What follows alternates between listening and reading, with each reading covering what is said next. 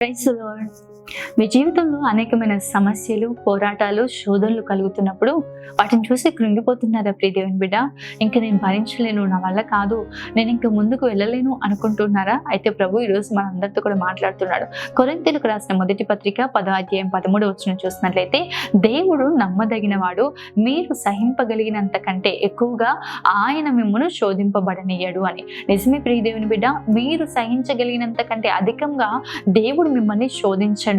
అదే విధంగా సువర్ణము అగ్ని పరీక్ష వల్ల ఏ విధంగా పరిశుద్ధపరచబడుతుందో, ఈరోజు మీ విశ్వాసము ఈ శ్రమలలో నిలిచి ఉండనట్లయితే, ఈ శోధనలో మీరు నిలిచి ఉండగలిగినట్లయితే, నిశ్చయంగా దేవుడు ప్రత్యక్షమైనప్పుడు ఈ శ్రమల ద్వారా, ఈ శోధనల ద్వారా మెప్పు, మహిమ, ఘనత మీకు కలుగుతుంది.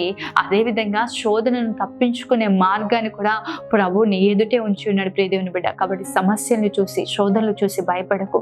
ఎన్ని శ్రమలు కలిగినా, ఎన్ని శోధనలు కలిగినా, ఏడంతలుగా మండుతున్న అగ్ని ఆయన బిడ్డలకు ఏ హాని చేయలేకపోయింది. ఈరోజు నీ చుట్టూ ఎన్ని శ్రమలు ఆవరించి ఉన్నా ఏది నీకు ఎంత మాత్రం హాని చేయదు.